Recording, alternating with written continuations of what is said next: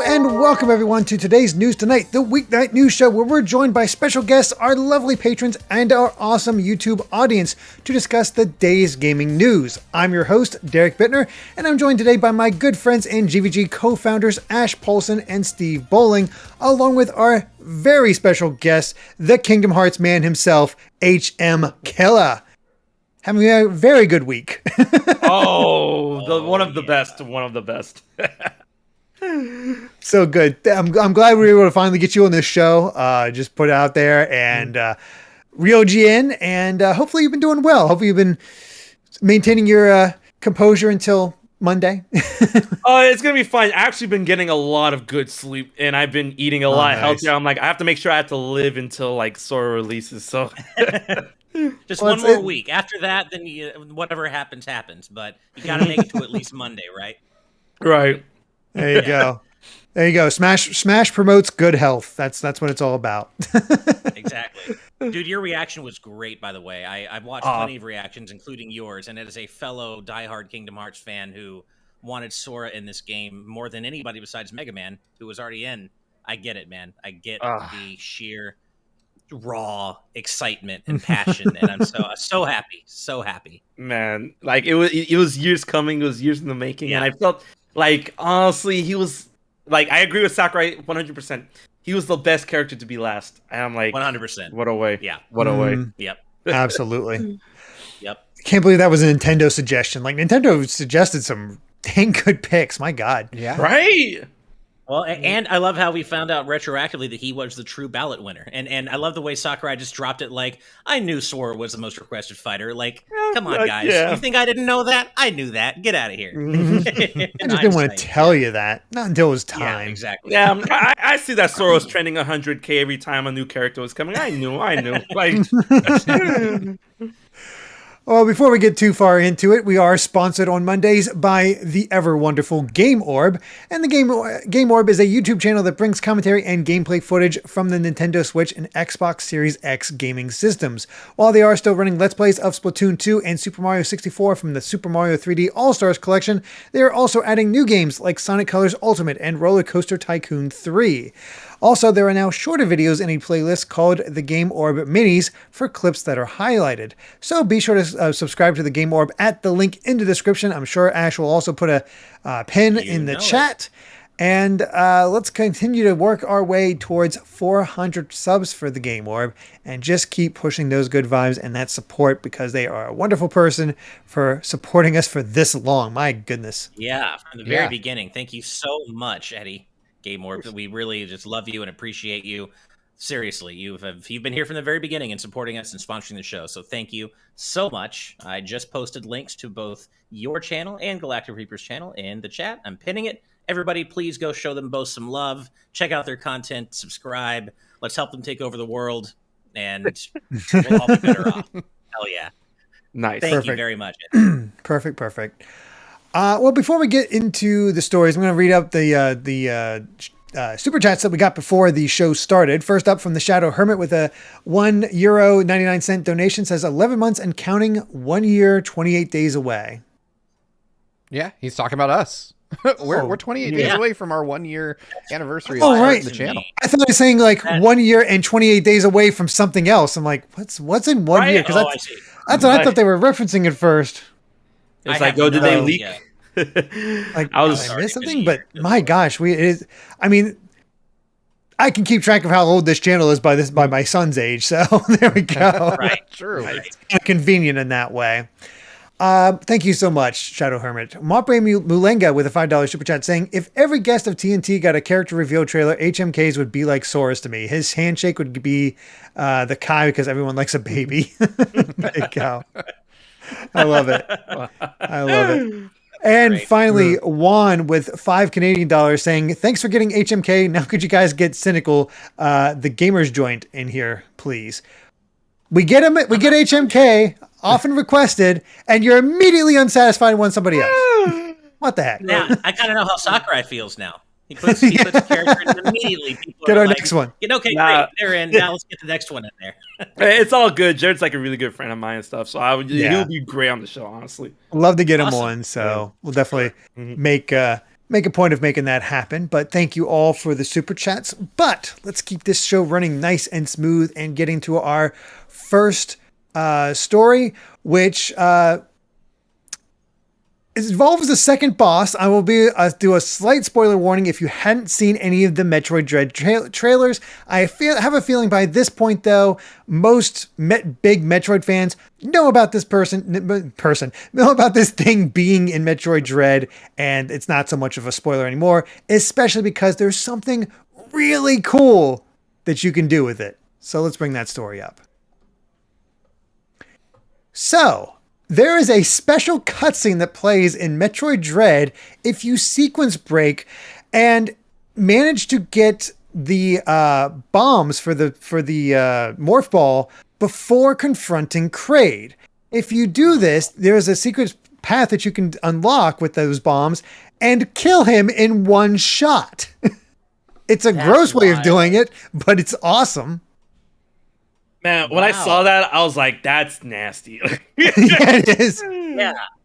Honestly, I thought that's how you're going to kill him in the first place when I saw that section. I'm like, oh, okay, we have to do like morph ball in there or do something, but nope.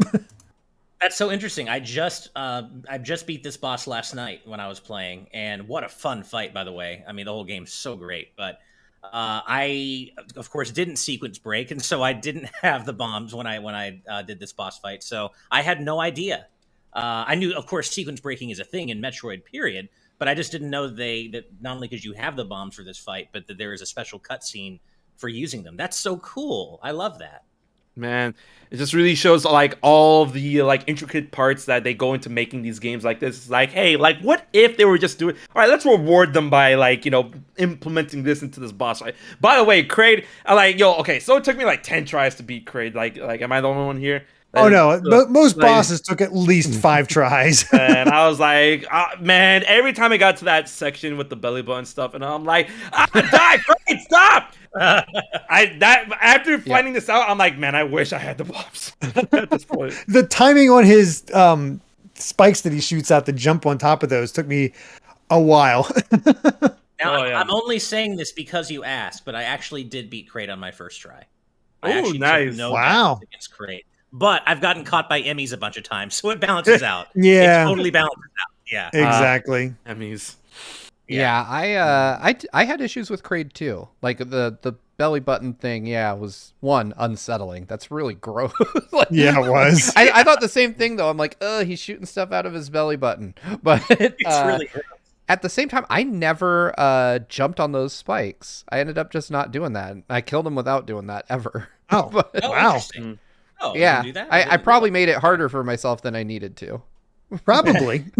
That sounds much harder because you jump on those things, mount the grapple point, and then just start shooting. That seems way easier. Oh my god, I just saw the special cutscene, and yeah, it's really messed up. It's really messed up. Oh god. That is straight up end of Suicide Squad. Yeah. Oh my god. That's so awful and gross, but also I love this game so much. Man.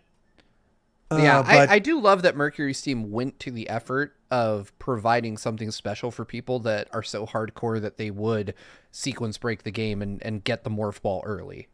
I think that is a really, really cool thing that they did. And it's funny because I remember, when I fought Kraid for the first time, I was thinking like, oh man, I could totally roll in there if I had the morph ball. I was like, but when the hell do you get it? Like I at one point I was so far behind Derek that I was questioning whether the morph ball was even in the game. I'm like, I'm seeing so many things where it would fit, but where the hell is it? It's like the first thing you're supposed to get. And I like how they played with my expectations that way. I'm not going to say where you get it, but it was long enough that I was like, maybe it's not actually there. They make you want it. They subvert your expectations where, like other Metro games, you get it right away and you just kind of take it for granted. I love how in this game, they make you want it. You see all these places, like you said, Steve, that you can use it. And I'm like, I want my morph ball. I can't use it. They make you pine for it. And I love that. It's compared to other Metro games, it's relatively like, yo, the morph ball, like, I don't have the morph ball yet. I was like, am I doing something wrong? Like, did I mess up? Like, no, this is Metroid. You don't mess up in Metroid. and stuff. But yeah, I completely agree with Ash. Like, yo, when you get the morph ball, I'm like, oh, I will never forsake you ever again. Right? Like, don't want to take it for granted at this point because it's just it's such an integral part of the lineup. It's like, where is it? I hope there's actually more scenes like this in the game where probably testers that are very experienced with this thing tried out sequence breaking and seeing how often it happens, to see other types of sequence breaking that could happen in the, against other bosses would be really cool. And just seeing what all they can put in there, because I mean, this game's so good. That's all I can really say. It's just like, you get to talk about Dread, and it's just like, my God, is this fun. That's really what it comes down to. Buy this game, by the way. You really should. Yes, please. Yeah, don't listen to Kotaku and pirate it. That's what a game. It's not on the story list, but my God. Yeah, I had to bring it up just because I saw it, and I will give them credit.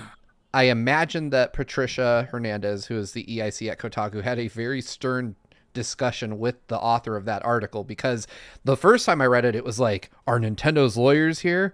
Thank God for pirates and all this bad shit that you shouldn't be saying about a game that came out 3 days ago. And then the article tone was just completely different later in the day. It was like, earlier we referenced piracy. It still had like a little bit of condescension and snark to it. It was like, we trust our readers to make the right decisions. And I'm like, bro, did you read your intro paragraph? Because I did.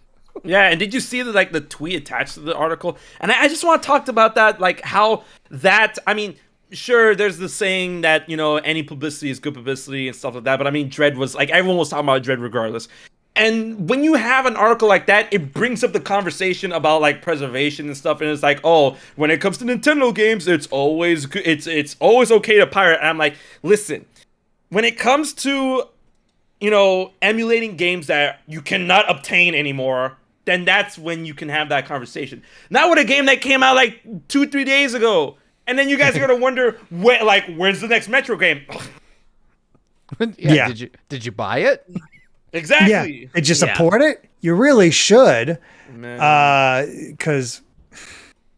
Yeah, it's done. And people wonder why Star Fox is on ice. 4K. We needed it in 4K and get it up running. It's like, it looks pretty dang good on the Switch, I gotta say. It's like, I mean, I don't think any of us are against emulation as a general concept. Of course not. But when you're talking about a game that came out a couple of days ago for a current generation console, and you're talking about pirating it already, like pirating it at all, but especially a brand new game, it's just so gross. Like what? But like you said, credit where credit's due, Steve. I'm sure Patricia did, have a very stern talk with the writer of that article. But when I heard that, I'm just like, fucking Kotaku, why would you do that? Like, jeez. Yeah. Bringing it back, I do want to highlight a few of the super chats that came in during this. Pyro Jack Daniel with $5 saying, I love it when developers have foresight to do something like this. I do too. Those can make for some really great Easter eggs. To just make it feel that much more special. And then Matthew Zawodniak with a $10 super chat. Thank you so much. And famously said during his preview for us that don't know if it'll be the best Super Metroid because it can't single wall jump like you can in Super Metroid. And according to him, a single wall jump trick has been discovered for Dread, so it is officially the best Metroid game ever now. Nice. That's all it took. Yep. I think I saw them retweet it, like the method of it. So it's like, yeah, that looks pretty great. Yeah. So. Whenever there's like really cool like things to do in like video games, especially in stuff like Kingdom Hearts and whatnot, and then like it looks cool, but the execution is like you're gonna have to do all this. I'm like, okay, it looks cool, got it. All right, I'm not gonna learn the game that hard in order to do that when I could just play.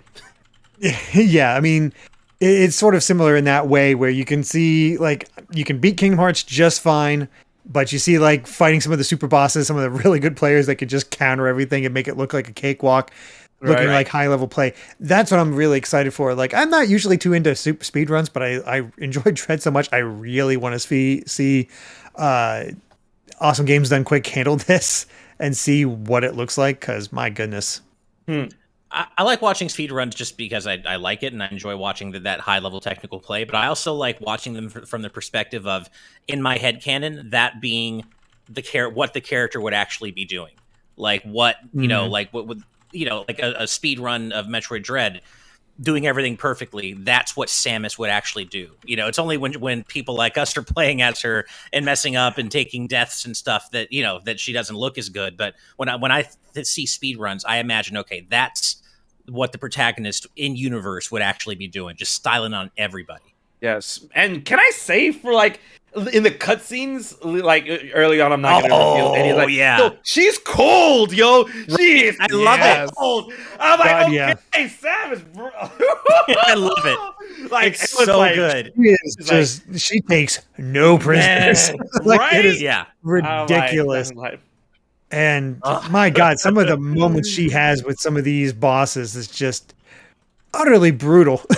Yeah. So good.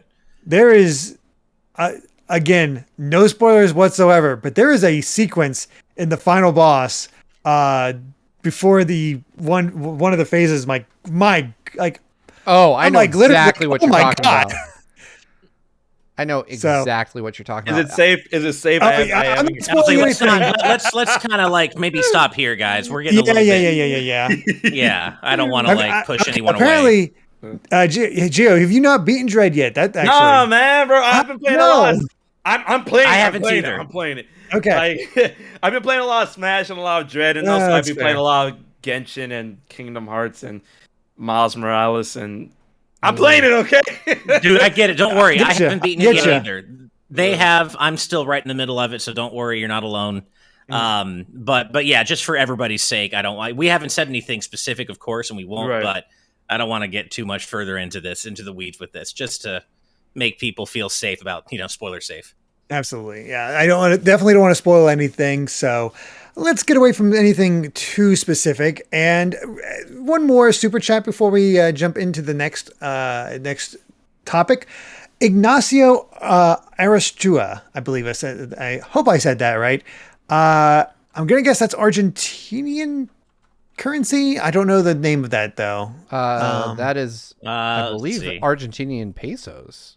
Okay, Argentine peso. Okay, thank you so much. Peso, yes. Saying, would the discourse change about Metroid Dread when we were talking about countries with poor income that can't afford a Switch but have a low-end PC? And I guess that is the question. Like, because I do hear about some people saying, if they have the money, they would get it, and they'll still get it even if they did use that method to play it when they couldn't afford it. And I guess that is the consideration done. When you had the money, support the developer. If you're in that specific situation. I'm just gonna say that I'm not gonna say anything about that. Just because I don't think that I'm in a position to give an answer like that. That's not an experience that I've lived, and I understand that people in those situations, like, they're gonna do what they're gonna do, and I'm not gonna sit here from a place of privilege and tell you like, hey, buy this game or pirate this game. Like, I'm just gonna say I don't understand your experience, and enjoy your games the way you can enjoy them, but I'm not gonna tell you how to do that. Right. Mm-hmm. Right. Yeah, I don't want to sit here from a place of privilege, same as Steve said. I mean, I definitely have thoughts on this, but I don't think it's appropriate for me to share them given that I'm not in that position. So I'm just going to kind of plead the fifth on this one. I agree with Steve. We're privileged. We're really not sitting in a place where we should be commenting on such a situation. Right. I concur. Yep.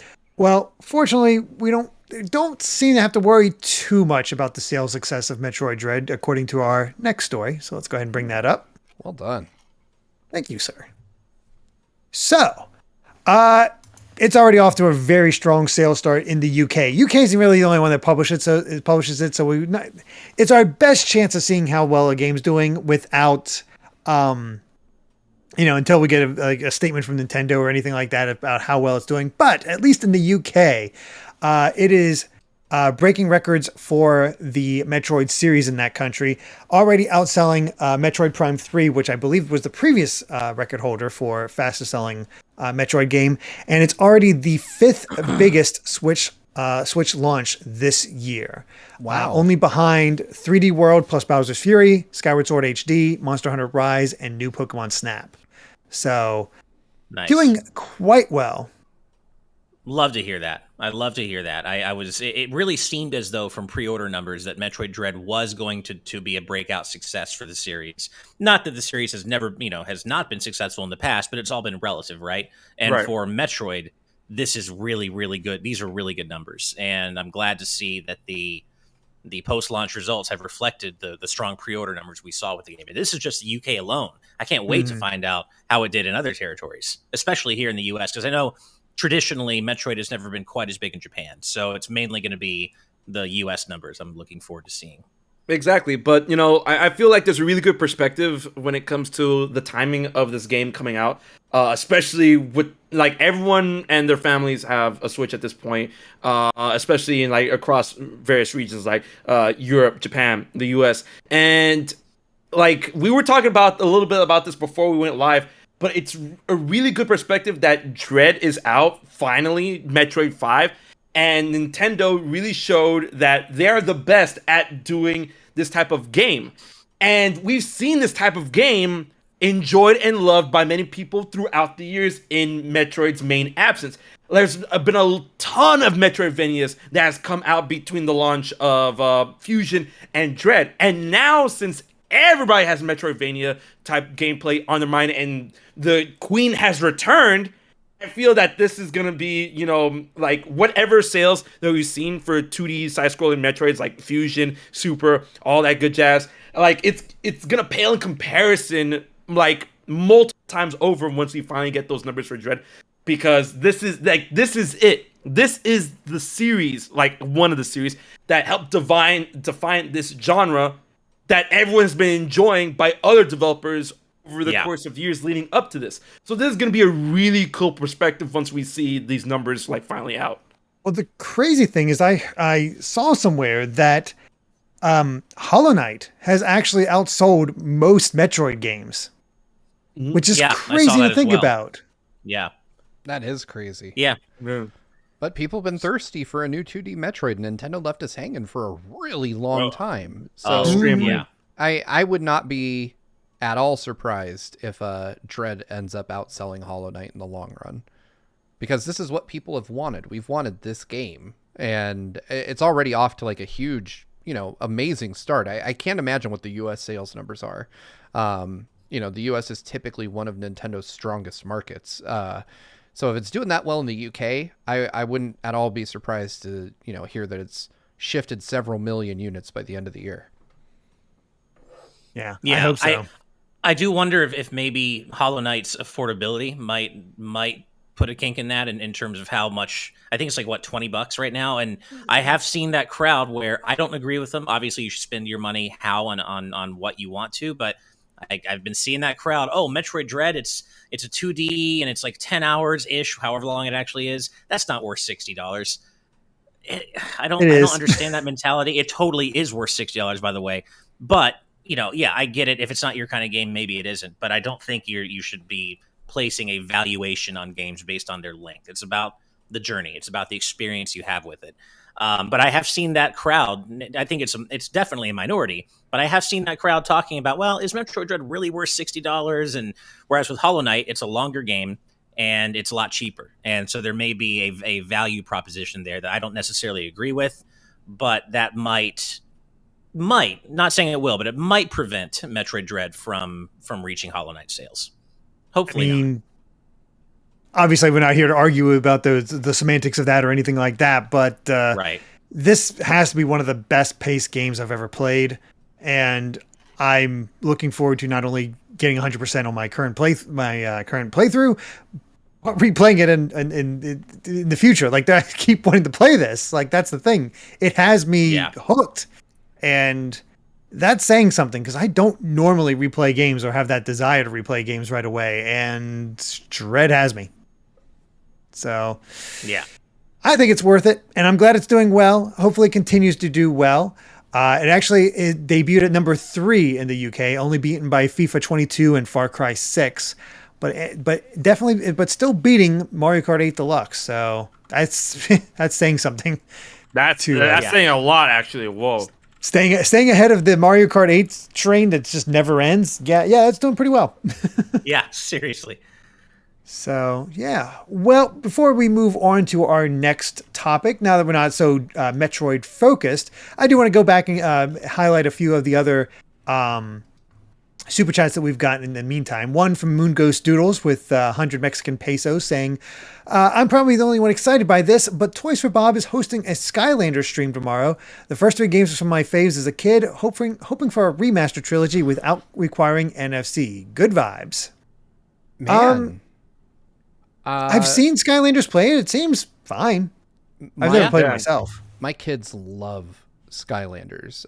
Yeah. I could see I could see there being some hype around it. Like, a lot of folks that grew up with it are adults now with their own spending power, and that's kind of how gaming has turned out to be cyclical in that weird way. Like, all of us that grew up with the NES, you know, like we're adults with our own bank accounts and stuff, and so of course they're gonna revitalize some of those games for us now that we can make our own purchasing decisions. And folks that, this is scary to think about, but folks that were little kids when Skylanders first came out are now like in college or just getting out of college, and they got that money now too. So of course, you know, Activision is gonna give them something to spend it on, and I could see it being cool. I definitely think Toys to Life is kind of a dead genre outside of Amiibo, which somehow Amiibo's dead too. Like what you actually get from the Metroid Dread Amiibo. Yeah.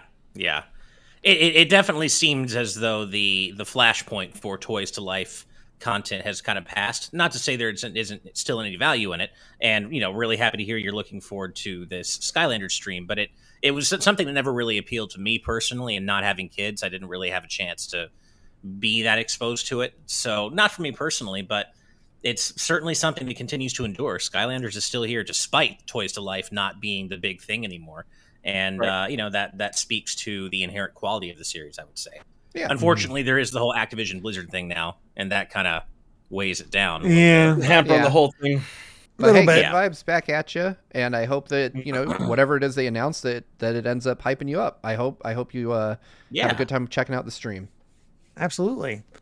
And then I also want to highlight Bongo Lover with $5 Canadian. Got to continue this whole meme about saying, and they say, hey, HMKilla, do you drink Danimals? Do you drink the Danimals yogurt? That is a strange question we get. All of our guests get asked by. Okay, so no, that's a meme here. I'm just like, I don't know if there is. No, it's not a meme anywhere. Okay. Wait, just here. Just here. All right, cool. I was like, yo, like one of those show callbacks that basically we reported on a story where the Danimals mascot Bongo got added as a character in a Sonic mobile game, one of the Sonic Runners games. Oh, yeah, I remember that. And somehow it just got us on the discussion of Danimals, and now it just gets mentioned by Bongo Lover every time about whether somebody actually drinks Danimals. So, Danimals, I was never too keen on drinking yogurt. So, like, I prefer, like yogurt in a cup. So, same. Yeah. Same. Yeah. And I don't go for Danimals. I go for Dan fruit on the bottom. So yeah, that's much better. That's actually tasty. Oh hell yeah, I like Danimals. Yeah, you got good taste in yogurt. Yeah, so I don't know about Bongo, but I haven't seen Bongo since elementary school. So sorry, Bongo. Yeah. They also say Bongo's right here. I have him on my phone at all times. Oh God, amazing. Wow. They also say, me and my girlfriend have been playing Kingdom Hearts. We just saw King Mickey mentioning the door to darkness. Nice. You have a lot of wild things to see yet. You're only getting started. That's all I'll say. Bro, that one meme is like, say, fellas, is somebody saying the door to darkness? Turn around and you see Mickey in the organization. I've loved the thing on Twitter where it's like somebody mentioned that any Kingdom Hearts scene out of context is the funniest things you'll see. It really is. It really totally is. They'll pay for this. It's my goodness. I love Kingdom Hearts so much. It's so much amazing series. I don't understand how people don't like was like it's just Riku slapping away Donald at one point in Kingdom Hearts 1 is another. Oh, that's so good. The one where he's like only like Riku's like giving this really long-winded speech like only the true master of the Keyblade can save Kairi, and then Sora just looks at him. you're stupid. Like, yeah, you're stupid. Yeah, I'm like, bro. And never forget Woody. My guess is no one's ever loved you before. Dude, it's so good. I love how that meme has not died since. No, it hasn't. The Woody meme is like, and the whole Monsters Inc. sequence about them tossing door into another door into another door is one of the best things I've Yeetus Vanitas, I love it. Yeetus Vanitas, that's what it is. That's so good. Oh god. Man. And fitting to go off this train of thought, Alan Gibbs with the $2 super chat saying 1 week to Sora hype. Woo! I'm excited. 1 week until our boys in Smash. Absolutely. I'm gonna be an absolute fiend when he comes out, dude. Oh, me too, man. I'm so excited. And then Alex Hudson with $5 Australian saying, hey guys, I'm finally starting the Kingdom Hearts games this weekend. Any advice before I jump into the series? Give it time. Destiny Islands might feel a little slow to you, but give it time to kind of draw you in. And I think by the end of Traverse Town, you'll probably be convinced one way or another. Oh, yeah. Yeah, definitely give it till Traverse Town, for sure. I would say that's a good rule of thumb. And then remember, and I tell this to everyone who wants to try and get into Kingdom Hearts and stuff like that, take it at your own pace. Kingdom Hearts is way better as a story that is experienced rather than told. So, trust me. Yeah. And it's a ride you have to enjoy. You hear about some of this stuff, it's like, that's stupid. You experience that stuff in the context and you're bawling your eyes out. Like, that's beautiful. Yeah, definitely. That is the Kingdom Hearts experience, because it's like, it's cheesy. It's kind of dumb. You don't care. Right. 100%. Yeah. I mean, but I will say you do have to have an existing love for anime melodrama nonsense. If you hate anime on principle, if you're one of those people, Kingdom Hearts just is not going to be for you. But if you love anime or you're open to it and you're ready to embrace the melodrama and friends or my friends or my power nonsense, you're going to have the best time ever. It's great. Oh, yeah. Absolutely. All right. Well, let's go ahead and move on to our third story, which is all about good news for Europe. So, Nintendo Switch Online's N64 games in Europe have been confirmed by Nintendo of Europe that they'll be available at 60 hertz and not the 50 hertz they were locked at. That option will be available along with the language options. But if the European players want to, they'll be able to play it at 60 hertz. And, obviously none of us are European, but that is a really nice thing. It's nice that they don't have to get the American version of the N64 app in order to experience the games like that. It's just like, boom, got it. Imagine being restricted to the PAL versions and stuff, because, there have been times where PAL versions of games, they're a bit wonky. And now knowing that you can actually have the, NSTC? NTSC. Is that how you say it? Yeah. NTSC, yeah. When you can have those versions or anything similar to that version, worldwide, that's really good. Yeah, it's really one glad. One of the earliest videos on this channel, back when John was running it, was about how bad old European versions of retro games were, and he did this side by side of Sonic on the American Genesis and Sonic on the European Mega Drive, and I was like, bro, how did they play this? This I know. Yeah, I can't believe it's because it messes with the music too. So you hear the music the way it's supposed to sound. It's like, oh no. It's so easy to take for granted how well we in the West ate, growing up in terms of SNES and all the different console generations, where Europe didn't even get Chrono Trigger. Europe didn't get Chrono Trigger on the Super Nintendo. And it's easy for us in the US to be like, oh, well, Japan gets all the cool stuff. Yeah, they do. But it could be so much worse, as we've seen, or it used to be. Now these days, it's a little bit different, but it used to be so much worse.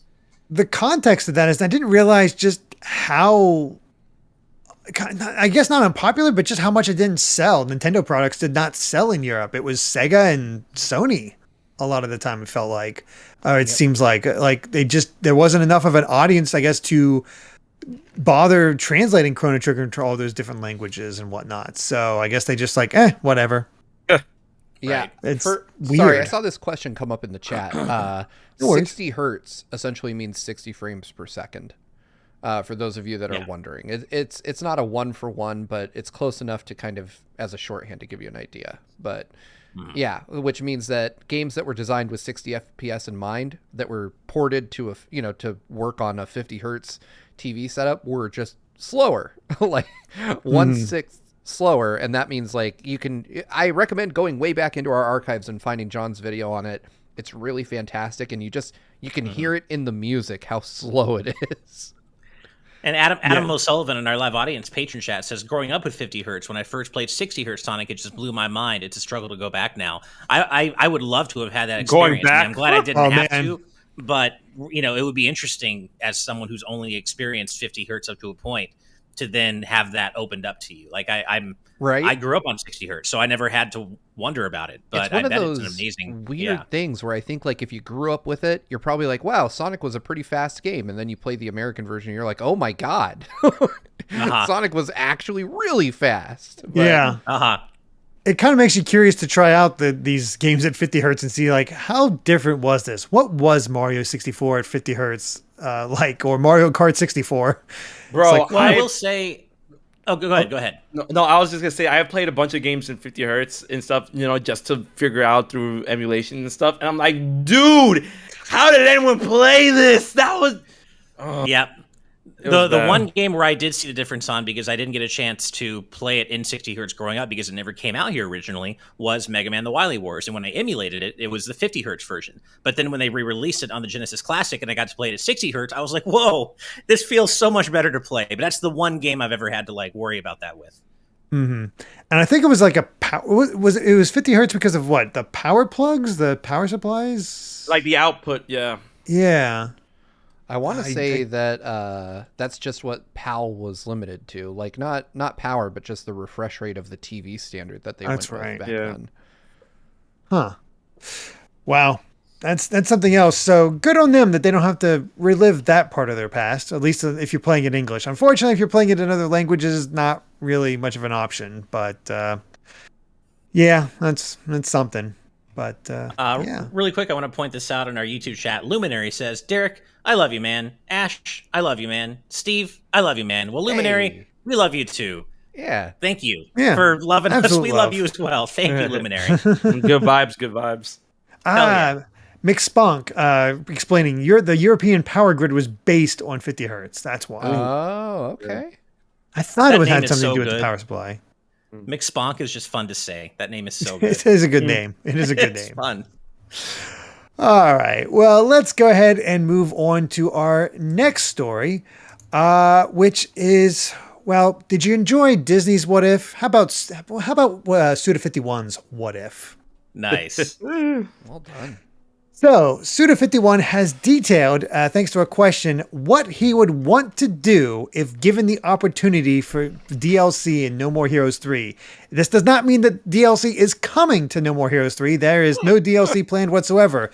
But if given the opportunity, he has said this is what he wants, and it basically comes down to content that they had to cut due to tech reasons, doing more with the Galactic Superhero rankers and boss battles, and adding more playable characters like Shinobu.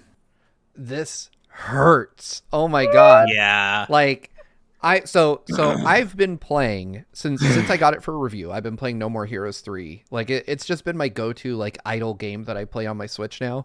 And I even said in the review that I would almost certainly be doing that till Dread came out, and it's been true. It happened. What I said in the review held true. I still play No More Heroes 3, but these plans that he details, oh my god, I want them so bad. One, he doesn't just say, like, he mentions that there's an area he finished, like he finished it and he just couldn't get it properly optimized to run, which means that there's probably cutscenes tied to that, boss battles tied to that, all kinds of other things, which, and if you look at the map in No More Heroes 3, there are so many places you can't go. Like the map is, like massive chunks of land. I'm not talking like a little zone. Like I'm talking actual like places just as big as Santa Destroy that you can't even visit on the map.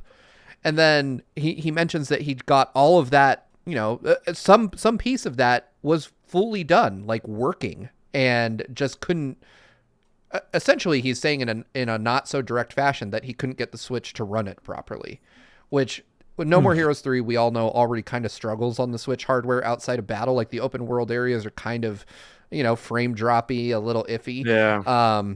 But then on top of that, he goes and says, I also wanted to do like an alternate route through the Galactic rankings, like a whole other way of going through all those boss battles, which, I want that so bad. Like, dude, I've been playing No More Heroes since the beginning, and I keep telling everyone who's like, yo, what is this game? I'm like, yo, play this game. Yo, this like, Travis is you. But like, I was just thinking about, because spoilers, I can't really say about. Like, I'm almost 100%ing this game. I'm almost done to 100% completion for No More Heroes 3. But like, hearing him that he wants to make Shinobu playable, and I'm thinking of like maybe make Bad Girl playable, maybe make Henry playable. And like the way, like it's so funny how every time, like my brother kind of clowns me. It's like, hey, how does it feel that Suda51 said that No More Heroes 3 is gonna be the last game? I'm like, dude, we all know he's full of shit. All right, he said that. He said that for No More Heroes 1 and 2. Like both times, he's all like, yeah, No More Heroes 1 is gonna be the last game. No More Heroes 2 is gonna be the last game. Like the only time where it was like, oh, it's not gonna be the last game is when he put out Travis Strikes Again, right? So when he says No More Heroes 3 is gonna be the last game, which he did say on an interview, I'm like, bro, yo, shut the fuck up. Like, I beat No More Heroes 3, and I saw what happened at the end. So I mean, like, going off an alternate route against the superhero rankings that could play into the ending that we saw, which I'm not gonna spoil. And then I'm like, listen, like, and then Studio51 does this all the time, like. And this is his way of trying to get people rallied, I feel, because like, yo, why would you tell us all that if this wasn't on the cards? It's like, I feel that you want it on the cards, and the only way it can get on the cards is if we know that it wasn't on the cards and that we want it to be on the cards. So you want us to talk about it, right? You want us to tell Nintendo, like, hey, listen, we want No More Heroes 3 DLC. I'm sorry. No, I love it. You. No. This makes me hopeful, though. I've mentioned it before, but Marvelous has this track record of just porting No More Heroes games to other platforms like a year after they come out on Nintendo hardware. And if they're going to port it out to PS5 or Xbox, man, throw in that area. Just put it back. It'll run fine on those. Like, I want that. I want to know what was there. I imagine there's like a whole boss they had to cut from that area. So if not more than one, because you travel between like the 5 or 6 main zones and do 10 fights. So that's like on average, there's like 2 bosses per area. That means we probably got at least 2 bosses cut from the game. And oh man, I am so hopeful that Suda puts out some DLC for this game, because I wasn't ready to be done with it. I'm just like you, HMK. I am like at 99.98% completion on that game, and I'm just like, there's like one more Scorpion to find, and then I'm done with it, and I can't bring myself to do it. You have to. Please give me more. I'll buy a season pass. I'll buy your fucking $300 Travis jacket. Just whatever you need from me to make this happen, Suda.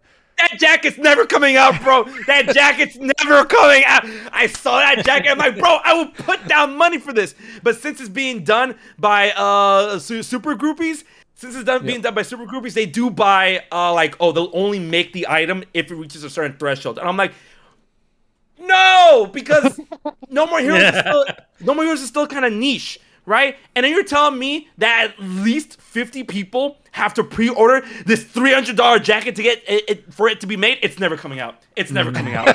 I'm so mad about that. Yeah. Bro. Man, I hope for both your sakes that this is another example of Suda bullshitting and that there will be DLC. It sounds as though from his wording that it really isn't on the table, but I hope that's not true. And I really hope that you both, I mean, I like No More Heroes, and I want to have the time to play all of them. I'm certainly not into it. I'm not a super fan like you two are, but I really hope you get what you want and that you get to that would be my Sora and Smash moment. If I just get right. Oh, I know it would be. Yeah. DLC for this game. Yeah. Oh man. If only, but it's fun to dream in this case. It's fun to dream. Hustle Bun in our live audience patron chat with a fantastic idea that I can't believe I didn't think about in hindsight. Give me a No More Heroes anime from Studio Trigger. Oh, yes, man. yes, please. That would be wild. Do you know how that would be sick, dude? I've been saying this for the longest, for years. Like Steve will know. Do you know how easy it would be to adapt No More Heroes into an anime? Oh my god! Right, screams like literally you can have Made for like it. No More Heroes 1 and 2 could both be 11 episodes, if not shorter each. Yeah, right. It's insanely easy. Yep. Make a season Oh, out of each. Oh, now I need that in my life. I didn't know how bad I needed that till he said that. Muscleman says, "Believe in the Travis that believes in you." I love it. I love it. Either Studio Trigger or Studio Bones, like bro, like Madhouse. Well, no, not Madhouse, but like.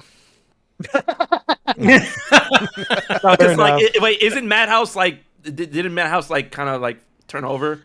That's why I said that. Can't remember honestly. I like to pretend that's beer and that you're drinking to cope with the fact that it probably will not ever be a No More Heroes anime.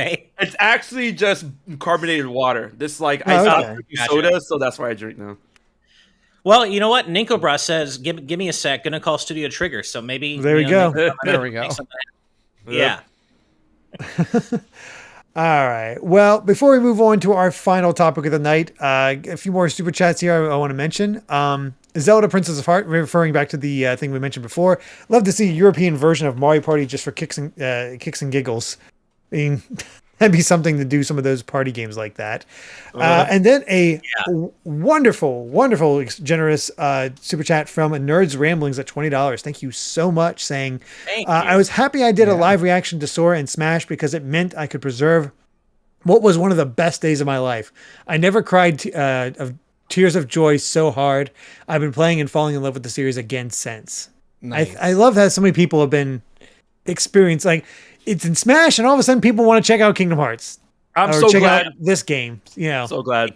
That's what Smash does. It actually has also made me want. I wish I had the hundreds of hours I needed to replay the whole series because I want to again, and I just want to play more Melody of Memory. I need more time just to replay all the Kingdom Hearts games. I want to so badly. Get Amy to play it and just re-experience it through her. That's what I'll do. Yeah. And then finally, I wanted to bring so we got Calamity513 with a $2 super chat. Thank you so much, saying, asking if I forgot to read their previous super chat. And we didn't say at the beginning, but we've been on Friday's episode, we started a new method of super chats where we're not going to reference all of them, just ones that we can sort of pop in to just keep the momentum of the show keep going. But your super chats will be displayed on screen, so you can enjoy all of those. Yeah, there you go. And $16, nice. Yeah, exactly. Yeah, right up there. Oh man, I'm getting better at this. Right there. Yeah. Derek, I do have their previous one up on screen if you want to do a quick. Yeah, if you want to read that one out. By the way, Amy proving to be a wonderful partner, so I can match you, Ash. Nice. Oh, awesome! I love it. No, okay, you know what? so No. I gotta go. I gotta get mine. I have one.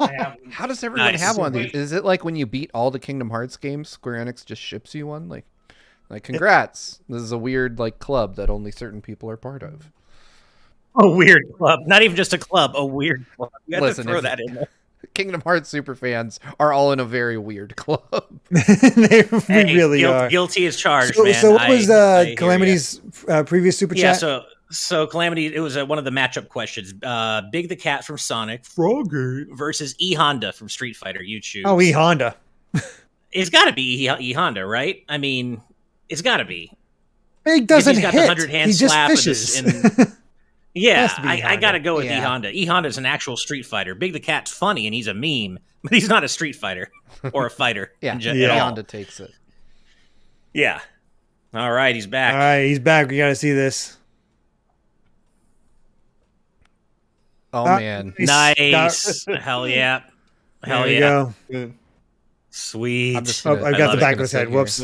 I used to also have, as everyone's used to by now, I have my FF10 Jack necklace that I wear, but I used to have Sora's crown necklace, but it unfortunately broke, and I want to get a new one, especially just to celebrate, the occasion. But yeah, man, Steve, one of these days, we're gonna get you into this weird club with us, man. One of these days. I don't know that I have enough time. I feel like that'd be get into that pulling teeth. You make time. That's fair. That's fair. Yeah, I've played 1 and 2, man. I beat Sora. 1 and 2, but then they started doing long division, and I gave up. So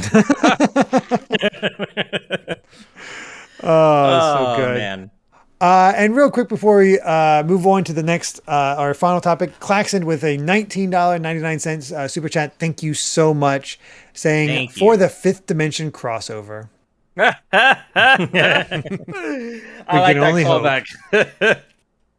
Gotta love it. All right. Well, our final news topic of the day is, I think it's made a few people cross. Nice. Well said. As of now, Monster Hunter Rise won't include cross-save or cross-play between its Switch and PC versions.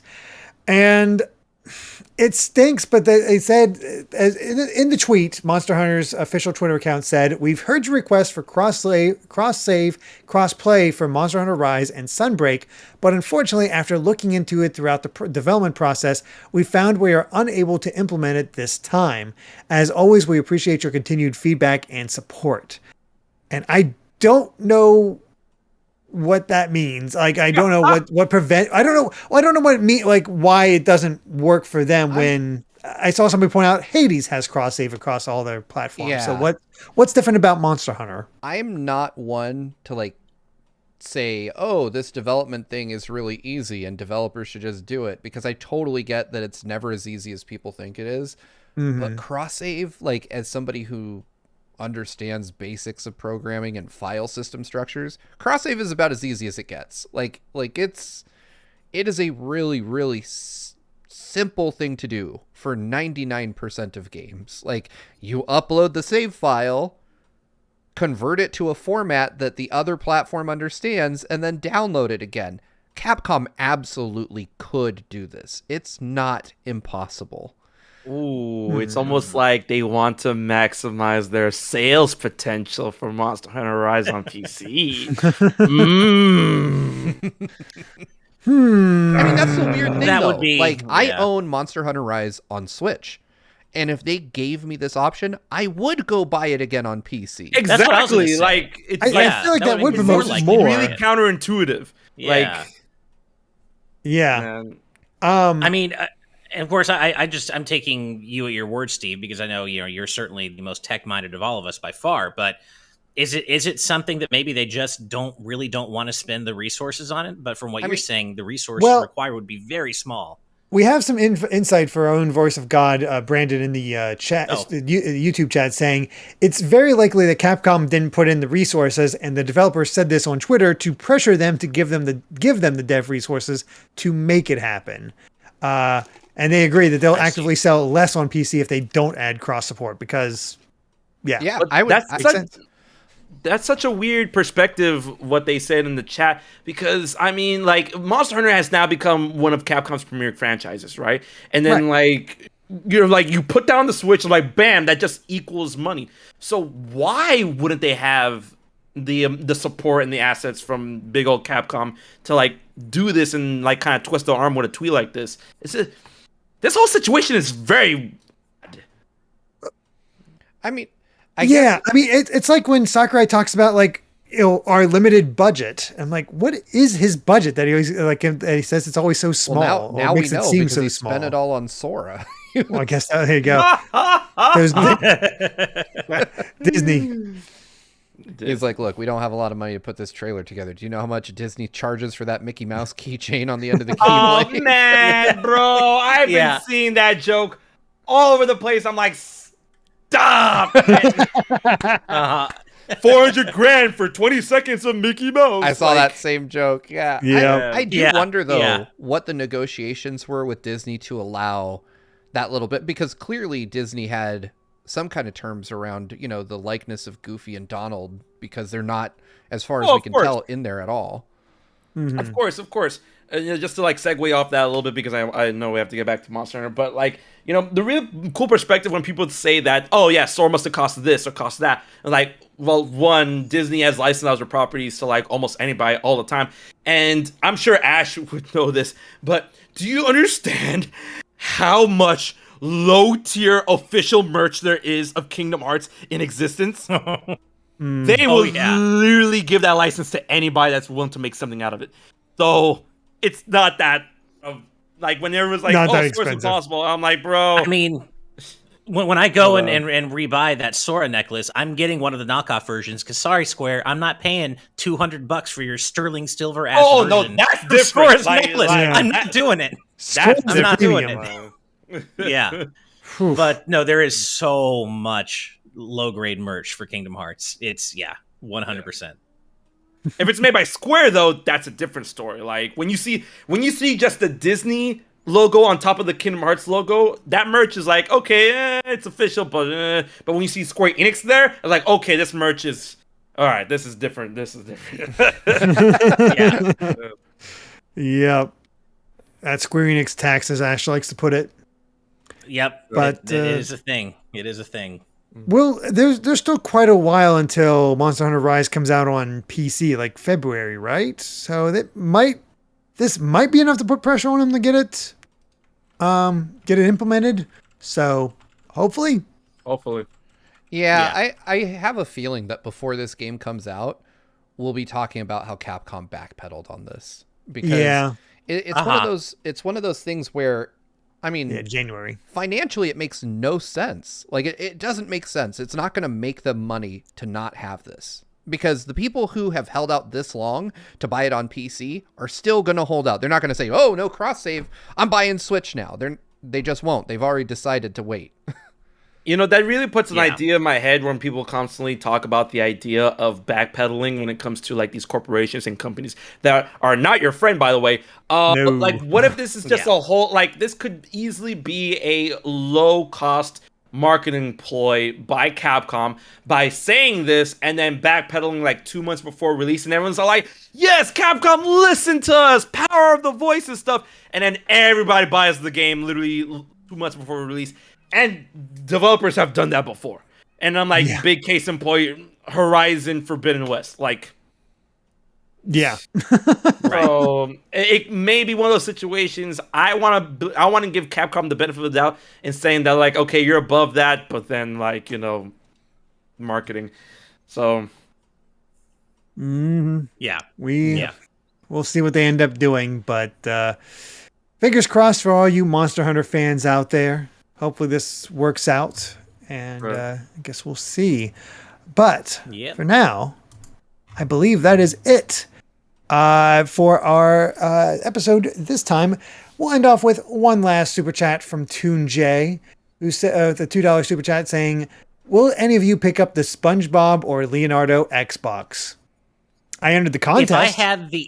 If I had the option of buying the Leonardo one, you bet your ass I would. Considering you're in the market, yes, you would. I'm already in the market for a Series X. If I could make it happen that I guaranteed own one of those Leonardo Xboxes, dude, I want that thing so badly. And I'm about to do my retweet for my entry because, god damn, that thing's cool. I wish it was one of the other turtles. But man, I want that thing. God, it's... The worst thing though would be to like win. I don't think you get to choose. I think it's just random. So if I won, I got the SpongeBob one. I don't want that one of each. So there is that. Yeah. The other thing is, I need to look at how much is specific to Leo because, Ash, you could totally just paint that purple. Somebody custom paint that purple. There is nothing on there that marks it. I wouldn't trust myself at all, but maybe I could ask someone to do it for me professionally. But yeah, dude, that thing is so cool. And the controller, I'm looking at it right now. I'm like, I want this so much. God, that's so cool, man. I love how Gio was talking about Be the Marble. Oh, that's around for the SpongeBob one. Man. Yeah. It really is. Derek, you mind if I read out a question really quick in our YouTube chat? Yeah, absolutely. Cool. RC just really quick asks, just a question, but why not just simply save super chat reading for the end of the show and not exclude any? And that was actually something we'd already thought of, RC, and we tried doing that. The problem is we also have a patron exclusive post show to get to after each show, and Derek and Steve have a hard stop for family stuff around 6 o'clock, 5:45 Pacific. And so even if we backload all the rest of the super chats and read every single one, that unfortunately just makes it so it's often that they can't make the post show, and that's not fair to our patrons. So it's a very tricky balance that we're trying. Yeah. So it's a tricky balance that we're really trying to get right, and we really appreciate all your patience as we try to get it right, and we try different things. So right now, I'm just picking out the super chats that seem relevant to what we're actually talking about in between, going back and picking some that didn't have relevance, like I did today, that we could bring into it. Know that every super chat, whether we read it or not, though, is extremely appreciated. We just want to make sure the show is as good as we can possibly make it, keep it flowing, keep it going, and hopefully you're all seeing the effects of that, because hey, we're almost done and it's only 8:10, or at least my time, so that works out. But before we do end it off, one last super chat from Pyro Jack Daniel with $5 saying Monster Hunter World also didn't have cross save, so either they have no plans for cross save to begin with, or they were unable to implement it on time. So maybe it's just a Monster Hunter thing, they hate cross save. Right. So but yeah, thank you, Pyro Jack Daniel. And no matter what, all super chats will appear on screen, no matter what. So at least know that for sure. Yeah, and we do love you all. For those of you that are watching, we've been working through the alert system like during the show. They're bigger now because you guys type a lot sometimes. Yeah. So we made them just a little bit larger so you can see them better on screen. But yeah, it's very much a work in progress. We appreciate all of them. But anyway. Yep, we'll get it all figured out. But with that, I think we've covered all the major headlines from today's news. But before we sign off, Gio, HMK, where can everybody find you at? You can find me over at YouTube, Twitch, Instagram, Facebook, and Twitter by using the tag HMKilla. It's the same all across the board. So when you plug that in, you'll be able to find me pretty easy now that I'm verified on 3 spaces. It should be like the top of thing on Google or whatnot. So you can find me there. I do a lot of Legend of Zelda, Kingdom Hearts, Super Smash Bros. Content, a lot of stuff when it comes to Nintendo and Square Enix, and my content is aimed to get you hyped while also make you think. So if you're down for that, I'll see you on the other side, and I'll see you there. Yeah, I was gonna say something else, but I'm like, wait a minute, no, there's nothing else to say. Well, I know it's excellent content that I highly enjoy, so definitely go check them out, and it's a great time. Of course, before we end things off, we also have to give a thank you to all of our patrons, big and small. Just the support you show is always gratifying, always appreciated, and always want to shout you out, whether it's $1 or up to our producer tier, which, without all of our producers, that special thanks to all of you, this show just would not be possible. So thank you all. And finally, a massive, massive thank you to our executive producers and above. And that includes Brandon Brovia, Rob Arman X, Fangs, Dan Inchwhistle, Z Patty, Hyrule Hermit, Sky Blue Flames, Adam O'Sullivan, Octopuppet, Richard Herrera, Michael Phone, The D-Pad, Vesmio, Waffle King, Roman Koczynski, Critter XD, Kitty Kong Facts, Angel Martinez, Vedran Hotek, Joshua Hunter, Evernight Studio, Benny Yao, Azran127, Black King, Pagrama, Geller, Joseph Rutkin, Titus Malvolio, Geeky Griffin, Lucky Wonderfish, Kyle, Top Dog 23100, Young Ben Kenobi, Doug Shomix, Andrew Medeiros, Orem M, Sakuragi, Becca, Killamox, Fizzywigoid, The Legend of Groose, Eddie B, Kai Ed, Kit Fisto, Kenneth Lee Stingle, Deanith, Coda, Sci-Fi Lullabies, Michael McCall, Matthew Wong, Goron Amber, Straightlace, Justin Matthews, Hoobie, Too Much Spaghetti, Mega Conrad, Ascaron 809, Kane, Ditto M, Captain Finlandia, 60 Minutes in 60 Seconds, Spicy Pandotter, The Game Orb, Dano the Artist, Super Game Dude 101, Grantles, Ravelox, Synchro Lord, Rosa Bowling. Hi, Mom. Kotar Peck, Scuff 196, Kane Woolley, Skull Kid Tiger, Dark Steel 01, Blizzica, Jason Uloa, Jaden Buck, Phantom Project, Cystic Warrior 29, DJ Jurassic, Super Dank Awesome Unicorn Guy, Dinner Sonic, Derek, Chibi J, Stag Nasty, Mumbling Yeti, Cameron Sharp, Screamo Shaman, Mason Riley, Keel, Santi the Person, Brendan Hess, Hustle Bun, Noah Fitterer, David Hauer, and Risemon. One more. Ooh, we do have Eastman 23, who edited their pledge just before the show. Oh, Eastman23, Awesome. thank you so much. You, Eastman. Thank for that increase in pledge.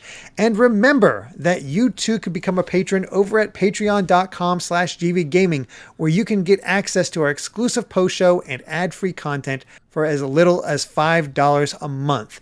Thank you all so much for watching, and if you like this video, be sure to subscribe to Good Vibes Gaming for more good times like these. Remember, we get to 75K, we're handing out a Nintendo Switch OLED to anybody who's subscribed. It's on the other side of the room. Yep. And I forgot to mention at the beginning of the show, so it's just, I was like so hyped we had HMK on. I was like, crap, forgot about the Switch. Oh, well. Not to anybody who subscribed, to one person out of those of you who are subscribed. We would all be bankrupt. I misphrased that, but yeah. To one person. 1 in 75,000 one lucky chance. winner.